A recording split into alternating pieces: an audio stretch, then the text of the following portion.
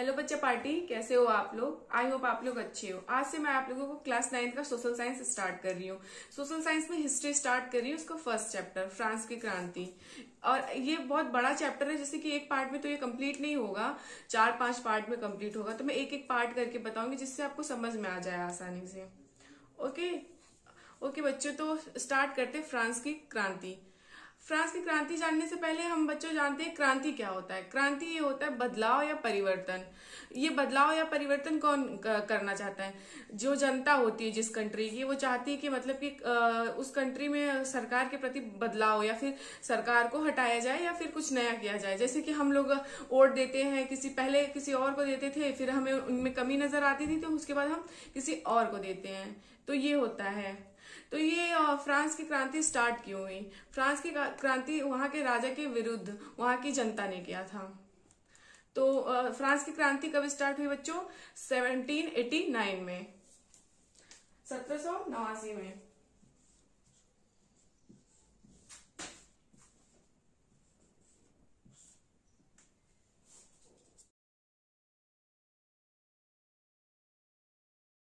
कि फ्रांस का समाज कैसा था। जो फ्रांस का समाज था वो 3 स्टेट में बंटा था, 3 ई स्टेट में।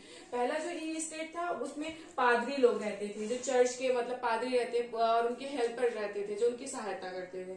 और दूसरा जो स्टेट था उसमें नोवेल्टी, धनवान, जो कुलीन वर्ग थे, जिनके पास पैसा होता था। और जो थर्ड स्टेट इसमें मर्चेंट, व्यापारी, मजदूर, वकील, ये लोग जो क्या कहते हैं, काम करके और फिर खाते पीते थे और टैक्सेस भी देते थे।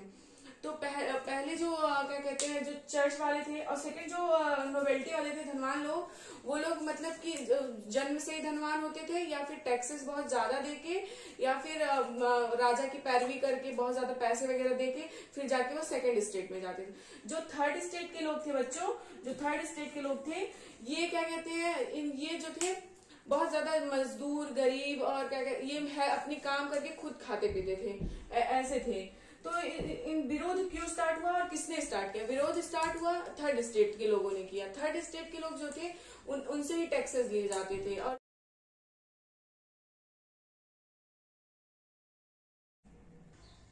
Types of two taxes, 2 type के टैक्स होते थे। पहला जो टैक्स होता था वो होता था टाइड।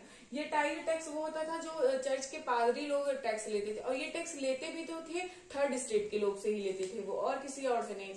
और जो सेकंड है वो टाइल। टाइल में जो राजा था वो भी टैक्स लेता था सेकंड स्टेट के ही थर्ड।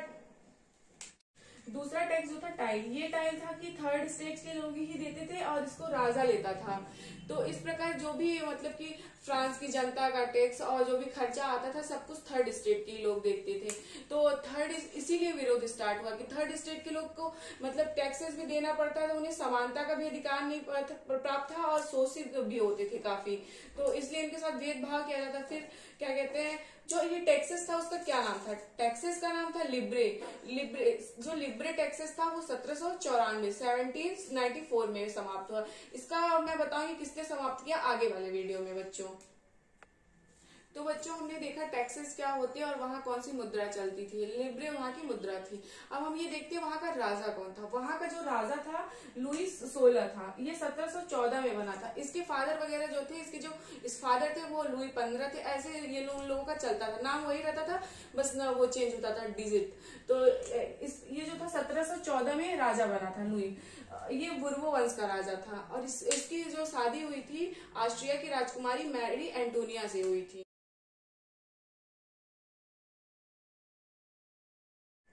लुई 16 जब यहाँ का राजा बनता है तो राजकोष एकदम खाली था। राजकोष में पैसे ही नहीं थे कि इसको देखे कैसे, आर्मी को क्या पैसे दिए, और क्या कहते हैं व्यापारी से क्या पैसे ले, क्या दे, ये सब कुछ करने के लिए पैसे ही नहीं बचे थे। तो फिर क्या कहते हैं, ये थर्ड स्टेट से टैक्सेस बढ़ा देता है। और देखते हैं इसका पैसा कैसे खत्म हुआ। फ्रांस जो था क्या कहते हैं अमेरिका की आजादी में मदद किया। एक टाइम पे ये था कि अमेरिका पे फ्रांस शासन करता था, लेकिन ब्रिटेन के जो लोग थे भगा दिए थे। फिर उसके बाद अमेरिका पे शासन ब्रिटेन करने लगा था। तो फ्रांस भी यही सोचता था कि हम इसने हमको हटाया था तो हम भी इसको हटाएंगे। तो फ्रांस ने ब्रिटेन को हटाया, उसके बाद से जाके उसने हेल्प की अमेरिका की। फिर इसने अमेरिका को आजाद कराया। जब ये आजाद कराया तो अमेरिका की काफी हेल्प की।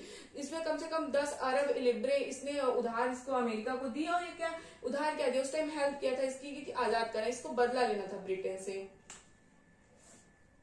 वहीं पे उससे 4 लिब्रे लेने लगे और महंगाई बहुत ज्यादा कर दिया। उसी टाइम पे जो क्या कहते हैं, लोगों का जीवन बहुत ज्यादा कठिनमय हो गया। उस 1714 ईस्वी में वहां की जनसंख्या 23 मिलियन थी, लेकिन 1789 ईस्वी में वहां की जनसंख्या 28 मिलियन हो गई, जिससे देश में आर्थिक स्थिति खराब होने लगी। आर्थिक स्थिति खराब होने लगी क्योंकि खाने के लिए कम होने लगे और टैक्सेस बढ़ गए, मजदूरों को कम पैसा देने लगा ये राजा। तो इस वजह से आर्थिक स्थिति जो खराब हो गई और लोग भूखमरी का शिकार होने लगे। उसी टाइम पे वहां पे महामारी आ गई और मौसम खराब हो गया, अनाज वहां का खराब हो गया। तो लोग राजा से हेल्प मांगे खाने पीने के लिए, लेकिन राजा ने वहां उनकी हेल्प नहीं की। फ्रांस का जो मुख्य भोजन था वो पाव रोटी था, और पाव रोटी भी इतना महंगा हो गया था कि लोग खरीद के खा नहीं सकते थे और लोग भूखे मरने लगे थे। फिर थर्ड स्टेट के जो लोग थे वो धीरे धीरे इकट्ठा होने लगे कि अब हमें कुछ एक्शन लेना पड़ेगा, बिना एक्शन के तो कुछ हो नहीं सकता। तो इस तरह से आपको आज हम पढ़ाए हैं फ्रांस की क्रांति का कैसे शुरू हुआ, वहाँ कितने स्टेट थे, उनका जीवन संघर्ष कैसा हुआ और आर्थिक स्थिति कैसी थी। आगे के वीडियो में बच्चों हम आपको डिटेल में पढ़ाएंगे, क्योंकि ये बड़ा चैप्टर है तो ये कंप्लीट नहीं होगा। तो आगे की वीडियो को देखने के लिए आप चैनल को सब्सक्राइब कर लीजिए। थैंक यू बच्चों।